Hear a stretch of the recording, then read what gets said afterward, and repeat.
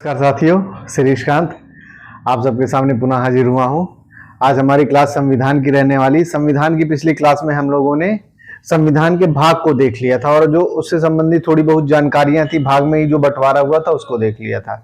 आज हम लोग संविधान की अनुसूची देखेंगे, क्योंकि संविधान की अनुसूची से बहुत सारे प्रश्न आते हैं। ऐसा नहीं है, मैंने जैसे पिछले भी क्लास में कहा था कि भाग और अनुसूची को बार बार देखते रहेंगे तो चीजें दिमाग में जाएंगी, अचानक से चीजें नहीं जाएंगी।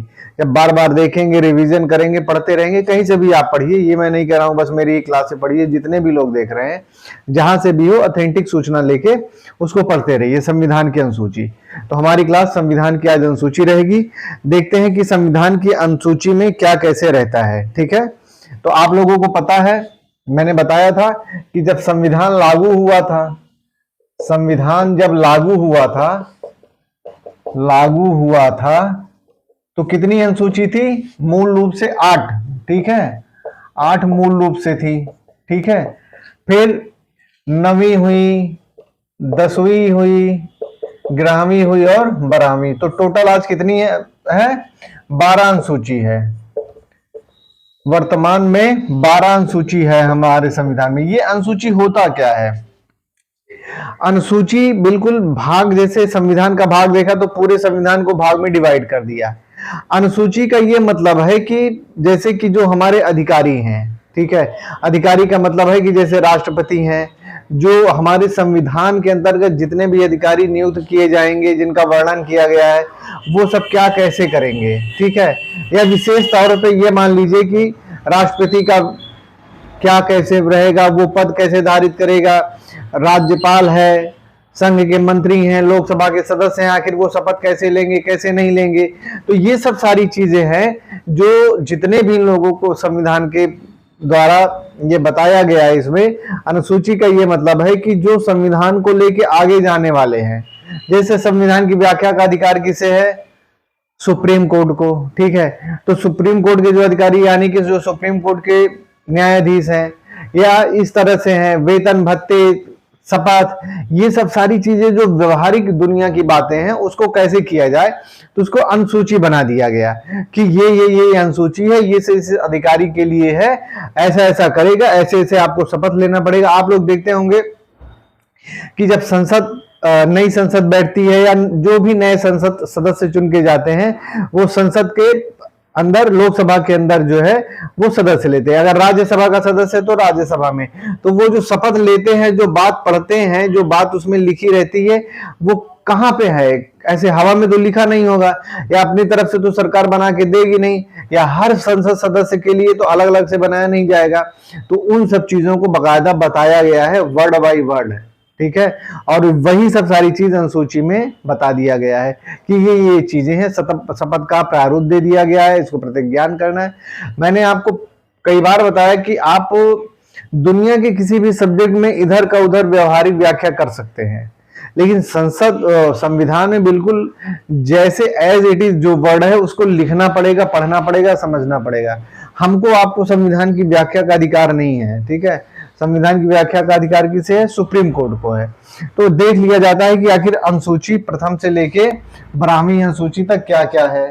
ठीक है, और हर बार अनुसूची से प्रश्न आता ही आता है। जब जैसे अगर आप पूछा जाए कि 9वीं अनुसूची कब जोड़ी गई संविधान में, क्योंकि 8 ही मूल अनुसूची थी। जब संविधान लागू हुआ तो 8 मूल अनुसूची थी, बाकी 4 जोड़ी गई। 10वीं अनुसूची कब जोड़ी गई, 11वीं अनुसूची कब जोड़ी गई, उसमें क्या है।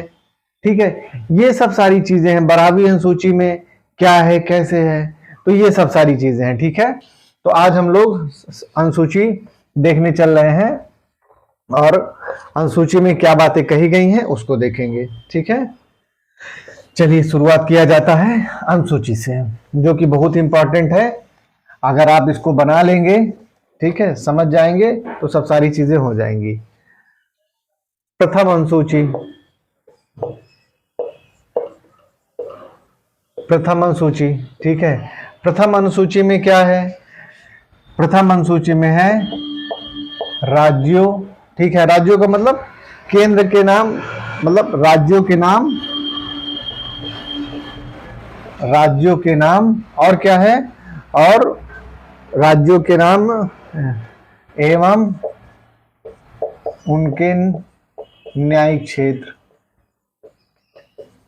न्यायिक क्षेत्र, ठीक है। फिर इसी में थोड़ा सा राज्यों के नाम भी हैं, और ये तो न्यायिक क्षेत्र हो गए।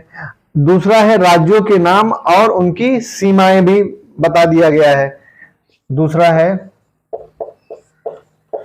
राज्यों के, ये तो राज्यों के नाम, संघ राज्यों, संघ राज्य भी है ना, तो संघ राज्यों के नाम एवं उनकी सीमाएं, ठीक है। तो मोटा मोटा मोटा यही है, एक ये राज्यों के नाम है, ये एक संघ राज्यों के नाम है, ठीक है, उनकी सीमाएं हैं। क्योंकि पूरी तरह से बता दिया गया है कि ऐसी ऐसी सीमाएं रहेंगी, ये नाम है। उसमें संशोधन भी होता है, ऐसा नहीं संशोधन किया जा सकता है, संविधान संशोधन किया जाता है, किसी के क्षेत्र की सीमाओं को बदल दिया जाता है, किसी के नाम को बदल दिया जाता है, ये सब सारी चीजें होती रहती हैं, लेकिन मोटा मोटा अनुसूची में ये बता दिया गया है। दूसरी अनुसूची क्या है? दूसरी अनुसूची में जो पदाधिकारी हैं, यानी कि जैसे कि भारत के राष्ट्रपति हैं, राज्यों के राज्यपाल हैं, ठीक है, तो इनके उपलब्धियों, परलब्धियों, भत्ते, यानी कि इनके खर्चे बर्चे से है, मान लीजिए खर्चे बर्चे से सब सारी चीजें हैं, ठीक है, भत्ते और विशेष प्रावधान, यानी कि क्या क्या राष्ट्रपति को मिलेगा, क्या क्या राज्यपाल को मिलेगा, उस सर्विस के दरमियान कितना पाता है, क्या कैसे करता है। तो इसमें कुल मिला के 9 लोगों की बात कही गई है, 9 अधिकारियों की बात कही गई है, या कह सकते हैं कि 9 जो ऐसे सबसे प्रमुख व्यक्ति और जो पद को धारण करेंगे, 9 पद धारण करने वाले जो सर्वोत्तम पद हैं, उनके विषय में बताया गया है, ठीक है। 9 पदाधिकारियों के विषय में बताया गया है, के विषय में। अब ये 9 कौन है मैं बता दे रहा हूं, आपको पता भी होगा, लेकिन मेरा कर्तव्य है बताना, ठीक है। तो जो 9 पदाधिकारी हैं उनके विषय में बताया गया है कि उनके पद धारण करने का क्या कैसे सीन रहेगा, क्या उनको खर्चा बर्चा मिलेगा, जब वो सर्विस के दरमियान रहेंगे तो उनके क्या क्या खर्चे रहेंगे, कैसी कैसी सुविधाएं मिलेंगी, कहीं आएंगे जाएंगे, ट्रेवलिंग करेंगे, खाने पीने, मतलब सब सारी बात बता दी गई है सूची में, ठीक है। तो इसमें 9 लोग कौन कौन से हैं, 9 लोगों के विषय में बताया गया। अगर ये कभी प्रश्न पूछ लिया जाए कि दूसरी अनुसूची में कितने पदाधिकारियों के विषय में उनसे संबंधित विशेष प्रावधान और परिलब्धियों के विषय में बताया गया है, तो 9, ठीक है। तो कौन कौन से हैं 9? राष्ट्रपति हैं भारत के, ठीक है। अब मैं भारत नहीं लिख रहा हूं, ये कॉमन सेंस की बात है। दूसरा कौन है? राज्यों के राज्यपाल हैं, ठीक है, इन लोगों के विषय में बाकायदा बता दिया गया है। तीसरा कौन है? लोकसभा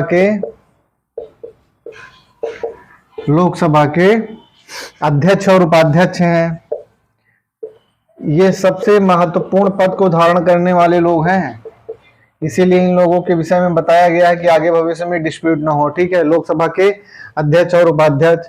चौथा कौन है? राज्यसभा के सभापति और उपसभापति। इन लोगों के वेतन आदि के बारे में है सब कुछ, ठीक है। इनकी उपलब्धियों, भत्ते, विशेष प्रावधान, इन लोगों के वेतन के विषय में बताया गया है, ठीक है। मैं यहां पे लिख दे रहा हूं वेतन आदि से संबंधित, जिससे बिल्कुल क्लियर हो जाए, ठीक है। फिर 5वां है कौन? 5वें हैं राज्य विधानसभाओं के, राज्य विधान सभाओं के अध्यक्ष और उपाध्यक्ष। जैसे लोकसभा के अध्यक्ष और, तो वैसे राज्यों के अध्यक्ष और उपाध्यक्ष हैं। तो ये 5 हो गया, इसको मिटा दे रहे हैं, साफ कर दे रहे हैं, 5 लोगों का। इसी तरीके से बहुत आसान है, बस फिर राज्यों के विधान परिषद के सभापति और उपसभापति, ठीक है।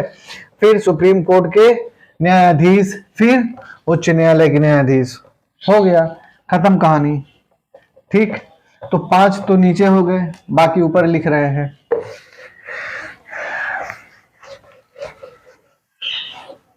फिर जो छठे लोग हैं, राज्यों के विधान परिषद, जहां जहां पे विधान परिषद है, हर जगह तो है नहीं, राज्यों की विधान परिषदों के सभापति एवं उपसभापति, सभापति एवं उपसभापति। ठीक, फिर है सातवां कौन है? सातवां है सर्वोच्च न्यायालय के न्यायाधीश, सर्वोच्च न्यायालय के न्यायाधीश। ठीक, न्यायाधीश। फिर आठवां कौन है? उच्च न्यायालय के न्यायाधीश, उच्च न्यायालय के न्यायाधीश। टोटल 9 लोगों के विषय में बताया गया है, आगे कहानी नहीं बताई गई है। फिर नवा है भारत के नियंत्रक एवं भारत के नियंत्रक एवं महालेखा परीक्षक। ठीक, तो इन 9 लोगों के वेतन आदि से संबंधित, उपलब्धियों से संबंधित, जब वो पद पे धारित करते हैं क्या क्या उनको सुख सुविधा मिलेगी, ये सब सारी चीज दूसरी अनुसूची में बताई गई है। ठीक है, फिर है तीसरी अनुसूची। तीसरी अनुसूची, एक बात मैं आपको बता दूं, इसमें ये ध्यान आ गया कि जो उपराष्ट्रपति होते हैं, जैसे जो भारत के उपराष्ट्रपति हैं, उनको उपराष्ट्रपति का वेतन नहीं मिलता है, ठीक है ना। उनको किसका वेतन मिलता है? जो राज्यसभा के सभापति हैं, ठीक है, तो सभापति का वेतन उनको मिलता है। उपराष्ट्रपति के वेतन के विषय में कोई भी चर्चा नहीं है, ठीक है। राष्ट्रपति के वेतन के विषय में चर्चा है, पर जो उपराष्ट्रपति हैं वो राज्यसभा के सभापति के तौर का वेतन लेते हैं, ठीक है। उपराष्ट्रपति के तौर पे वेतन नहीं लेते हैं ना, उनको वेतन मिलता है, ये चीज है। तो इसीलिए उसमें स्पष्ट लिखा है कि राज्यसभा के जो सभापति होंगे, हमारे यहाँ उपराष्ट्रपति कौन होता है? जो राज्यसभा का सभापति होता है वही उपराष्ट्रपति होता है। तो दूसरी अनुसूची में पूरी तरह से स्पष्ट कर दिया गया है कि उपराष्ट्रपति को उपराष्ट्रपति के तौर पर वेतन नहीं मिलेगा, उपराष्ट्रपति को राज्यसभा के सभापति के तौर पर वेतन मिलेगा। तो ये चीज आप लोग ध्यान रखिएगा, इसको भूलिएगा मत, ठीक है ना। तीसरी अनुसूची में क्या है? इसमें शपथ या प्रतिज्ञान के बारे में है, शपथ लेने से संबंधित है, शपथ या प्रतिज्ञान के विषय में है। अभी जो मैंने बताया था कि जो जैसे लोग शपथ लेते हैं तो उसके विषय में शपथ क्या लिया जाए, यानी कि उसमें क्या लिखा रहेगा या कितने कितने लोग जो इसमें लिखा रहेगा, जो है ना, उसको देख के पढ़ेंगे, शपथ लेंगे, संविधान के प्रति शपथ लेंगे, ठीक है। तो किसके प्रति जवाबदेह होते हैं, किसके प्रति ये लोग जो अधिकारी हैं ये लोग शपथ लेंगे? संविधान के प्रति लेंगे, ठीक है। संविधान की जिम्मेदारी, संविधान की रक्षा करने की जिम्मेदारी है। तो इसमें कितने लोग होते हैं? इसमें भी 9 ही लोग होते हैं। तो इसको भी थोड़ा सा देख लेते हैं। इसमें कुल 9 लोग होते हैं, जिनके विषय में कुल 9 लोग होते हैं। 9 लोग हैं जो इस अनुसूची के तहत वर्णित हैं, यानी कि जिनके विषय में इस अनुसूची में बताया गया है। टोटल ऐसे 9 लोग हैं। अब वो 9 लोग कौन कौन से हैं थोड़ा सा देख लिया जाए, ठीक रहेगा। संघ के मंत्री, यानी केंद्र के जो मंत्री हैं, ठीक है, संघ के मंत्री, ठीक। दूसरा कौन है? दूसरे हैं संसद के सदस्य, संसद के लिए निर्वाचित, संसद के लिए निर्वाचित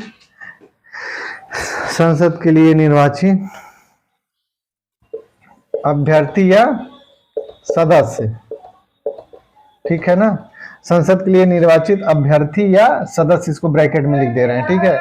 फिर देखते हैं तीसरे नंबर पे कौन है, यानी कि अब आपको समझ में आ रहा होगा कि जो संघ के मंत्री होते हैं वो इसी तीसरी अनुसूची के तहत जो शपथ के विषय में बताया गया है कि शपथ कैसे लेंगे या जो प्रतिज्ञान है उसके विषय में, तो ये तीसरी अनुसूची में वर्णित है, ठीक है। मान लीजिए अगर पूछ लिया जाए कि केंद्र का कैबिनेट मंत्री किस अनुसूची के तहत शपथ लेता है संविधान की, ठीक है, प्रश्न आपसे पूछ लिया जाए कि केंद्र का जो मंत्री है संविधान की किस अनुसूची के तहत शपथ लेता है, तो आपका उत्तर रहेगा तीसरी अनुसूची, क्योंकि उसमें दिया गया है, ठीक है। फिर तीसरे नंबर पे है संसद के सदस्य। वो जो दूसरा है वो सिर्फ अभ्यर्थी लिखिएगा, उसको सदस्य मत डालिएगा, ठीक है। अभ्यर्थी का मतलब कि जैसे जो अधिकारी चुने जाएंगे, मान लीजिए कि जो संसद का, मान लीजिए कि सचिवालय के जो अधिकारी तो उनके विषय में है। जो अभ्यर्थी ऐसे जाते हैं वो सदस्य मत लिखिएगा, वो भूल बस हो गया था। तीसरा है संसद के सदस्य। चौथा ऐसे कौन से लोग हैं? चौथा है सर्वोच्च न्यायालय के न्यायाधीश।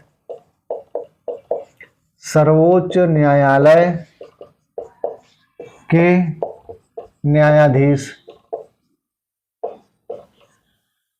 जो संसद के लिए निर्वाचित अभ्यर्थी हैं। तो इसका ये मतलब है कि जो वहां पे कर्मचारी जाएंगे, बड़े बड़े ओहदे वाले रहेंगे, वो लोग आते हैं अभ्यर्थी में, ठीक है। सदस्य दूसरे होते हैं, जैसे सदस्य तो वो होते हैं जो लोकसभा का चुनाव जीत के जाते हैं या राज्यसभा में निर्वाचित हो जाते हैं, ठीक है।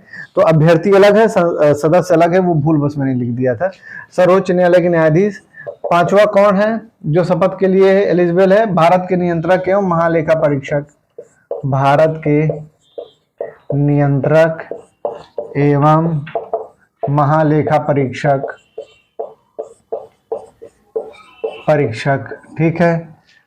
छठा किसके विषय में बताया गया है? राज्य के मंत्री, यानी कि राज्यों के मंत्री, यानी कि एक प्रदेश में जो मंत्री हैं वो इस तरह से जो शपथ या प्रतिज्ञा रहेगा, ठीक। वही फिर राज्य विधानसभाओं के लिए निर्वाचित अभ्यर्थी, ठीक। फिर आठवां राज्य विधानमंडल के सदस्य। राज्य विधान जो केंद्र में रहेगा वही उतनी सारी चीजें राज्यों के साथ में जुड़ी रहेंगी अपने आप। इतना अगर थोड़ा सा लगा लेंगे माइंड में।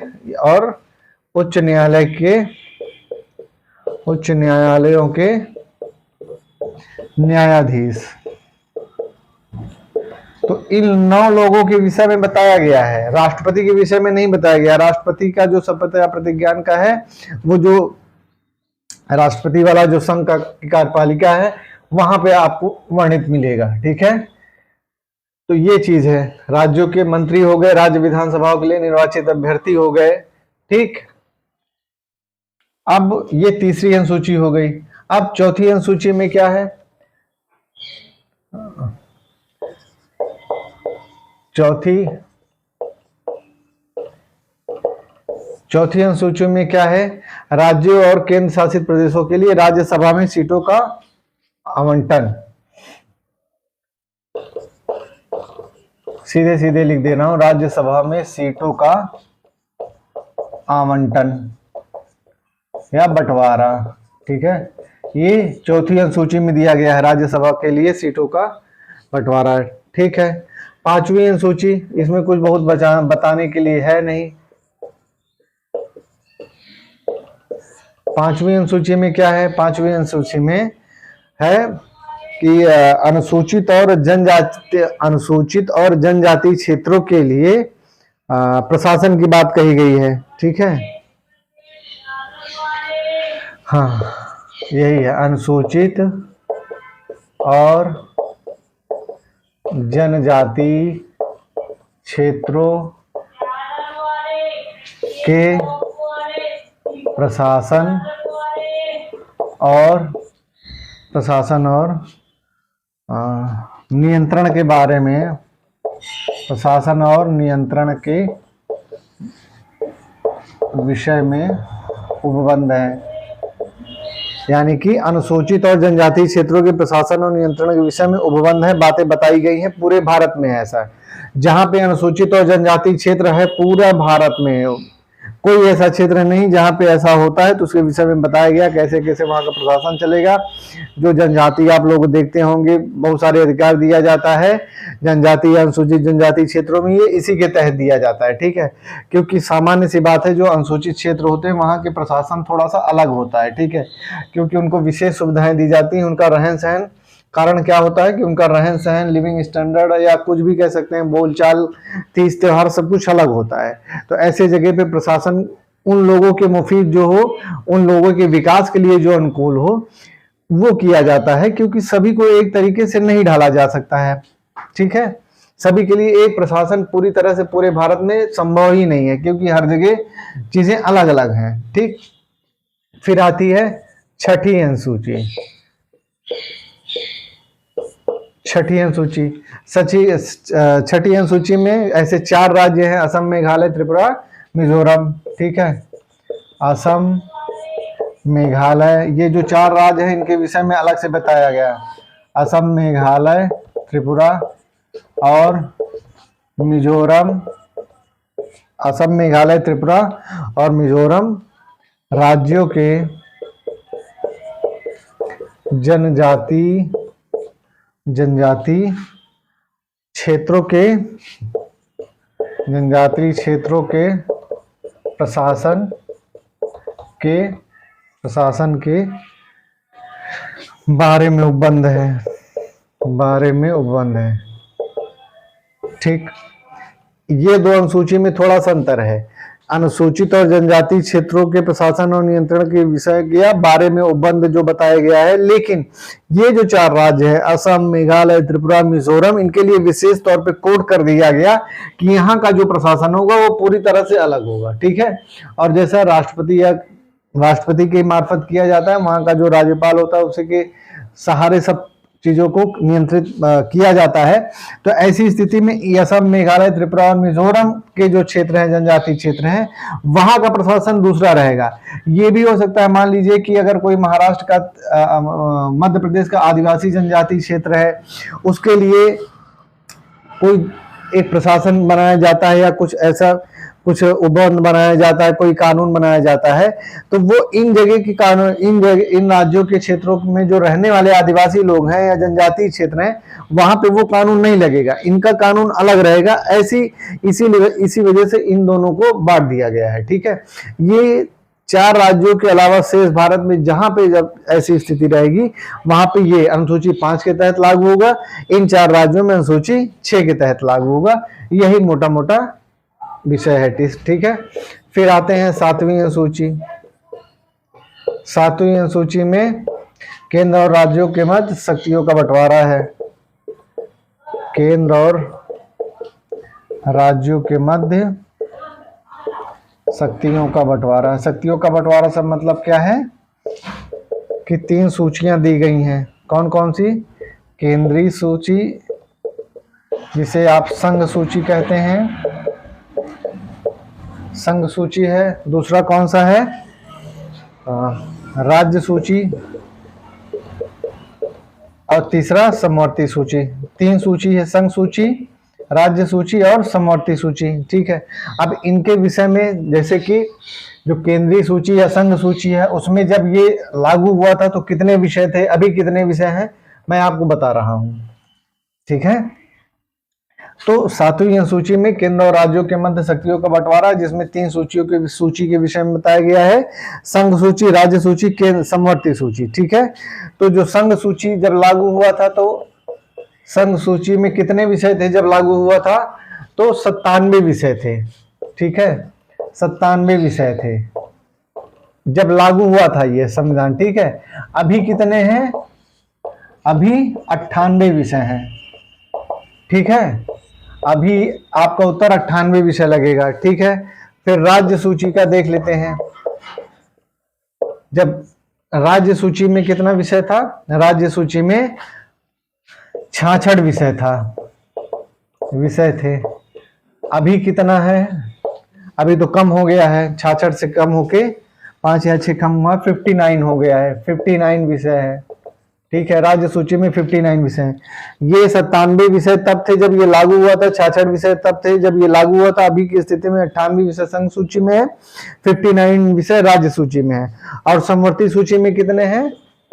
समवर्ती सूची में शुरू में काफी कम था, अभी लेकिन काफी बढ़ गया। समवर्ती सूची में 47 विषय थे। 47 विषय थे। अभी कितना है? अभी जो वर्तमान स्थिति है इसमें 47 5 6, हाँ 47 5, 52 विषय है। ठीक है, तो ये 52 विषय है अभी की स्थिति में ये है। ठीक है, समवर्ती सूची का जो विषय होता है उस पे केंद्र और राज्य दोनों बना सकते हैं, लेकिन अगर केंद्र और राज्य एक ही विषय पे कानून बनाते हैं, तो जो केंद्र वाला कानून रहेगा वो ज्यादा प्रभावी रहेगा। ठीक है, ऐसा नहीं है।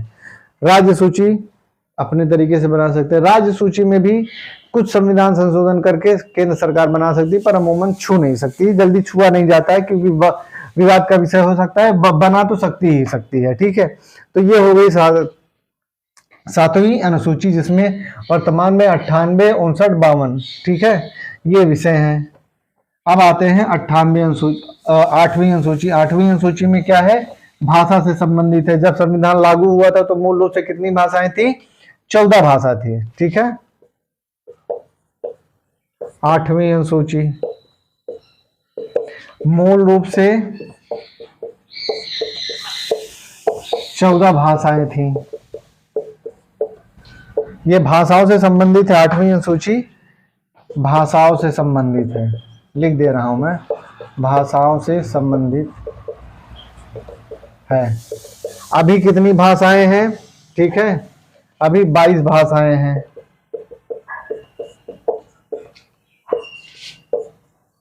अभी 22 भाषाएं, मूल रूप से 14 भाषाएं थी। ठीक है, भाषाओं से संबंधित है। कब कब इसमें संशोधन हुआ, कौन कौन सी भाषाएं हैं?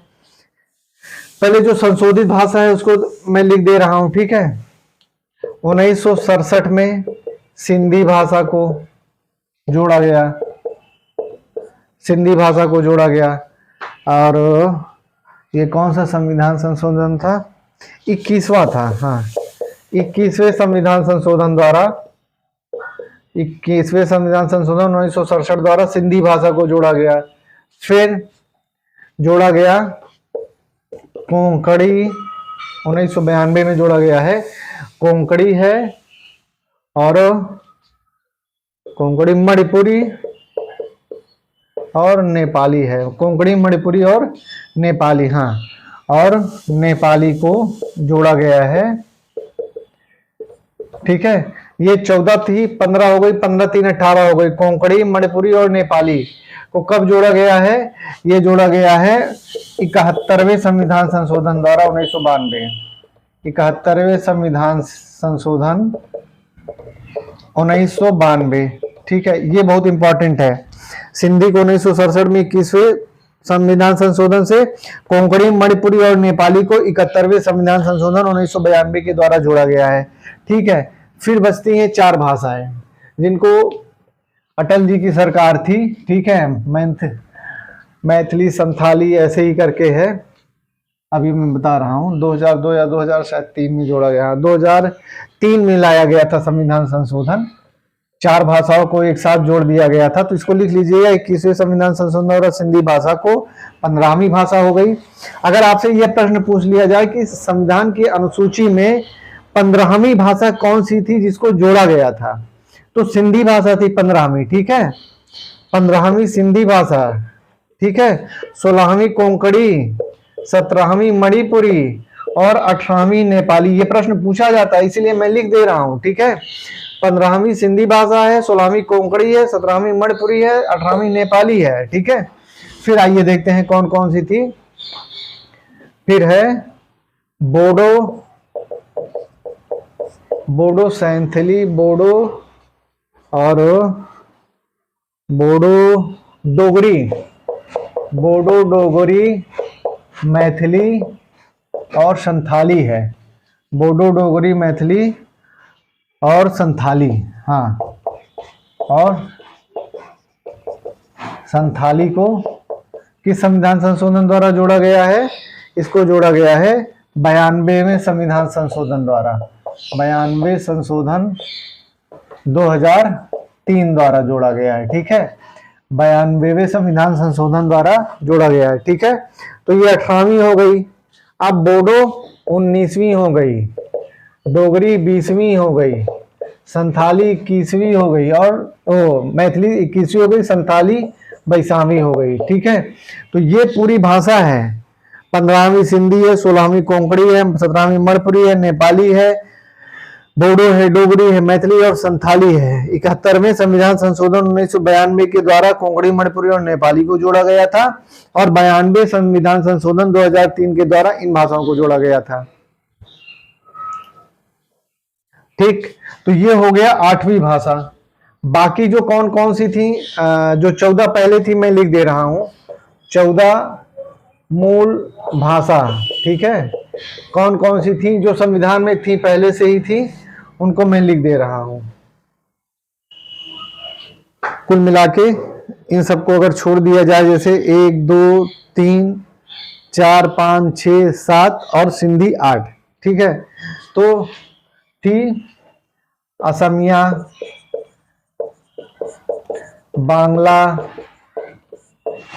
बांग्ला और गुजराती, हिंदी,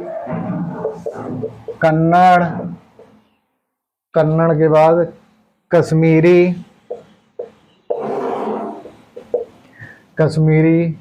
कश्मीरी के बाद है मलयालम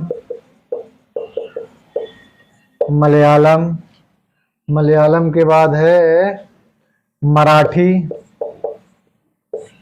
उड़िया उड़ीसा से संबंधित है, उड़िया है, पंजाबी है, संस्कृत है,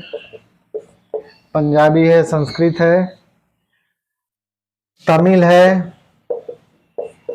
तेलुगु है और उर्दू है। तमिल, तेलुगु, उर्दू। ठीक, तो 1 2 3 4 5 6 7 8 9 10 11 12 13 14, तो ये 14 भाषा जो हो गई ये मूल रूप से संविधान की 8वीं अनुसूची में वर्णित थी, जिसमें से असमिया है, बांग्ला है, गुजराती है, हिंदी है, कन्नड़ है, कश्मीरी है, मलयालम, मराठी, उड़िया है, पंजाबी है, संस्कृत है, तमिल है, तेलुगु और उर्दू है। ठीक है, 1967 का 21वें संविधान संशोधन द्वारा सिंधी को जोड़ा गया, जो 15वीं भाषा है, फिर 16वीं भाषा कोंकणी है, मणिपुरी है, नेपाली है। ठीक है, इस तरह से भाषाएं जोड़ी गई हैं। ठीक, तो ये हो गया आपका 8वीं अनुसूची से संबंधित सारी भाषाएं। ठीक है, अमूमन जो प्रश्न आता है सिंधी के विषय में आता है कि संविधान संशोधन द्वारा जोड़ा गया है, कब जोड़ा गया है, तो सिंधी 21वें संविधान संशोधन 1967 में जोड़ा गया है, कोंकणी, मणिपुरी, नेपाली, ठीक है, तो ये कब जोड़ा गया है, ये 71वें संविधान संशोधन 1992 द्वारा जोड़ा गया है। ठीक, और फिर लास्ट में बोडो, सैथली, डोगरी और मैथिली, उसको 92वें संविधान संशोधन 2003 के द्वारा जोड़ा गया है। ठीक, अब है नवीं अनुसूची। नवीं अनुसूची के साथ में क्या है, प्रथम संविधान संशोधन से इसको जोड़ा गया है। प्रथम संविधान संशोधन द्वारा इसको जोड़ा गया है। प्रथम संविधान संशोधन द्वारा इसको जोड़ा गया है नवीं अनुसूची। ठीक है, पहली अनुसूची है जो संविधान संशोधन से जोड़ी गई है। ठीक है, ये क्या है, इसमें विषय क्या है, भूमि जमींदारों जिसको बोला जाता है, भू जमींदारों, या इसको कह सकते हैं कि भू सुधारों, पहले लिख लीजिए, भू सुधारों और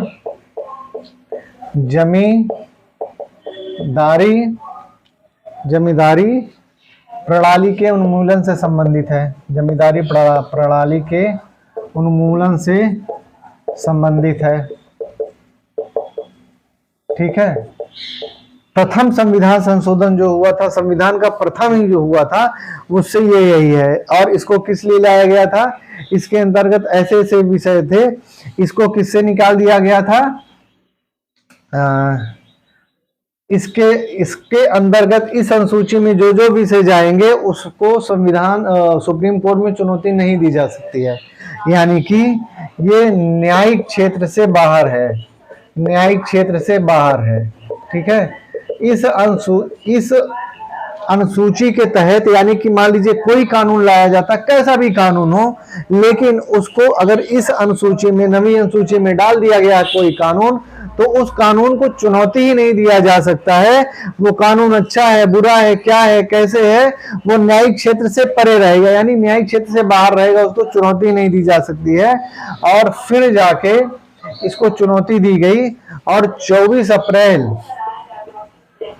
2007 में एक लैंडमार्क डिसीजन आया था 2007 में, जिसमें इस नवीं अनुसूची के लिए ये कहा गया था कि 24 अप्रैल 1975 के पहले तक जितने भी कानून हैं उनको चुनौती नहीं दी जाएगी, लेकिन इसके बाद जो कानून आए इसके अंदर डाले गए हैं 24 अप्रैल 1975 के बाद, उनको न्यायालय जो है, कह सकते हैं कि न्यायालय में चुनौती दी जा सकती है और ऐसे कानूनों के विषय में न्यायालय सुनवाई कर सकता है। जो 24 अप्रैल 1975 के बाद के कानून इसमें डाले गए नवीन सूची में, उसको न्यायालय में चुनौती दी जा सकती है, वो केस बन सकता है। लेकिन 24 अप्रैल 1975 के पहले जितने कानून इस संविधान अनुसूची में डाले गए हैं उसको चुनौती अभी भी नहीं दी जा सकती है।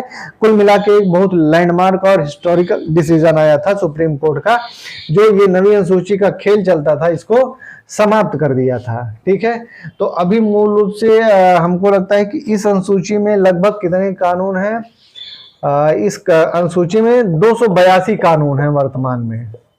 ठीक है, 282 कानून, हो सकता है घट बढ़ गए हों, लेकिन जो मेरी जानकारी है वो शायद 282 कानून अभी भी हैं। ठीक है इसमें, ठीक, तो ये रहा नवी अनुसूची का एक इतिहास जो प्रथम संविधान संशोधन से जोड़ी गई। नवी अनुसूची आखिर क्यों इतनी विवादास्पद है, या इसको कह सकते हैं कि ये जो सत्तासीन सरकार होती थी, ब्रह्मास्त्र होता था कोई भी कानून बना के अगर नवी अनुसूची में डाल दिया। भू सुधारों और जमींदारी प्रणाली के उन्मूलन के तहत, बेसिकली जमींदारी प्रणाली उन्मूलन एक्ट जो बना था या जिसके लिए ये अनुसूची बनी थी, उसमें बहुत सारी जमीनें ले ली गई थी और लोग सुप्रीम कोर्ट, हाई कोर्ट जा रहे थे, तो इस वजह से सरकार ने इस अनुसूची को न्यायिक क्षेत्र से बाहर रख दिया था। ठीक, मोटा मोटा ये काम था। ठीक, अब फिर 10वीं अनुसूची आती है। 10वीं अनुसूची किससे है? दल बदल कानून से है, राजनीतिक दल बदल कानून से। ठीक है, दल बदल कानून से। ये कब लाई गई है? ये बहुत हिट क्वेश्चन है। ठीक है, 52वें संविधान संशोधन, 52वें संविधान संशोधन 1985 में। ठीक है, ये क्यों लाया गया है बताने की जरूरत है नहीं। आज आप देखते हैं दल बदल कानून उस समय बहुत जबरदस्त होता था। कोई भी पार्टी बनती थी जो है, पता लगा कम हुआ तो तुरंत उछल के दूसरी पार्टी में चले जाते थे। पैसे की वजह से या राजनीतिक महत्वाकांक्षा की वजह से तुरंत मंत्री पद पाने के लिए बिल्कुल से नरक हो गया था। तो सरकार उस समय की राजीव गांधी जी की सरकार थी, उन्होंने ऐसा कानून लाया था जिसके तहत दल बदल कानून के द्वारा जो राजनेता इधर से उधर बिल्कुल बार्गेनिंग करते थे, उन पे लगाम लग गया। ठीक है, क्योंकि अब जब तक कोई भी पार्टी है, अगर आप सिंगल जाते हैं तो आप अगर दूसरी पार्टी में जाते हैं तो आपका क्या हो जाएगा? सदस्यता निरस्त हो जाएगी, आप अयोग्य घोषित कर दिए जाएंगे। ठीक है, हाँ, अगर किसी पार्टी के 2/3 सदस्य जाते हैं किसी दूसरी पार्टी में तो वो अयोग्य नहीं होंगे, अयोग्य नहीं होंगे। ठीक है, अभी आपने हाल फिलहाल में महाराष्ट्र में देखी थी ऐसी घटना। ठीक है, इसमें 2/3 सदस्य हो गए थे उस पार्टी के। ठीक, तो ये है दल बदल कानून। जब मैं इसको पढ़ाऊंगा, विधिवत पढ़ाऊंगा दल बदल कानून, तो उसमें पूरी बात बताऊंगा। ठीक, फिर है 11वीं अनुसूची। 11वीं अनुसूची, 11वीं अनुसूची किससे है? ये पंचायतों से संबंधित है, ग्राम पंचायतों से। ठीक है ना, ग्राम पंचायतों से संबंधित है। इसमें क्या क्या है? पंचायतों की शक्तियां, अधिकार, ब्रैकेट में मैं लिख दे रहा हूं, पंचायतों की शक्तियां, अधिकार। ठीक है, ये सब सारी चीजें इसमें हैं। ठीक है, और जितना भी मान लीजिए जिम्मेदारियां हैं, क्या कैसी जिम्मेदारियां हैं, ये सब सारी बातें बताई गई हैं। ठीक है, इसको किस संविधान संशोधन द्वारा जोड़ा गया है? इसको जोड़ा गया है, ये भी बहुत हिट क्वेश्चन है, 73वें संविधान संशोधन। 73वें संविधान संशोधन कब हुआ था? ये 1992 में। ठीक है, 1992 में 73वां संविधान संशोधन हुआ था, जिसमें ग्राम पंचायतों से संबंधित शक्तियां, अधिकार, जिम्मेदारी, जवाबदेही, जो भी जोड़ना चाहें आप जोड़ सकते हैं। ठीक है, इसमें कुल कितने विषय हैं? कुल 29 विषय हैं, कुल 29 विषय हैं। ठीक है, पंचायतों से। जब आगे मैं पंचायतों से संबंधित पढ़ाऊंगा तो 29 विषय हैं, उसके विषय में बता दूंगा। अभी अभी मोटा मोटा ये जान लीजिए कि अनुसूची की बात चल रही है। फिर है 12वीं अनुसूची। 12वीं अनुसूची, 12वीं अनुसूची किससे है? नगर पालिकाओं से संबंधित है, नगर पालिकाओं से संबंधित है। इसमें भी वही बात है, नगर पालिका से संबंधित क्या, फिर मैं लिख दे रहा हूं, शक्तियां, अधिकार, जिम्मेदारी, जवाबदेही, ये सब बातें बताई गई हैं इस अनुसूची में। ठीक है, इसमें कुल कितने विषय हैं? इसमें कुल 18 विषय हैं। ये प्रश्न आते हैं लगातार। ठीक है, कि न ग्रामीण अनुसूची में पंचायतों से संबंधित जो बातें बताई गई उसमें कुल कितने विषय हैं? तो 29 विषय हैं। नगर पालिकाओं से संबंधित जो विषय बताए गए उसमें कुल कितने विषय हैं? 18 विषय हैं। और इसका संविधान संशोधन द्वारा कब इसको जोड़ा गया था? 74वें संविधान संशोधन, 74वें संविधान संशोधन कब हुआ था? ये हुआ था, इसी के साथ में हुआ था 1992 में। तो 73वां 74वां एक ही साल में हुआ था, 1992 में। इसमें बहुत कुछ याद करने की जरूरत नहीं है। ठीक है, 73वां और 74वां दोनों का ईयर सेम है, 92 में दोनों हुआ था। ठीक है, तो ये रहा मोटा मोटा अनुसूची से संबंधित पूरी जो एक छोटी सी जानकारी है जो आपके एग्जाम में हर बार आती है और आप लोग हर बार कंफ्यूजन में फंस जाते हैं। तो ठीक है साथियों, अब हम लोगों का जो संविधान का अगला क्लास कल रहेगा वो सीधे शुरू होगा भाग 1 से, अनुच्छेद 1 से। अब हम लोग बहुत तेजी में आगे बढ़ेंगे। ये तो पूरा संविधान का, चूंकि मैं पढ़ाता ही हूँ इसी तरीके से हूँ, चीज़ों को समझा के बताता हूँ, बहुत जल्दी मैं भाग नहीं सकता हूँ। ठीक है, और न वो मेरा नेचर है। तो ठीक है, आप लोग मेरे चैनल को ज़रूर सब्सक्राइब करिए। एस कांति GS क्लासेस हैं। वीडियो को शेयर करिए, लाइक करिए, आप अपने सुझाव दीजिए। फिर मिलते हैं दूसरे वीडियो में, तब तक के लिए नमस्कार।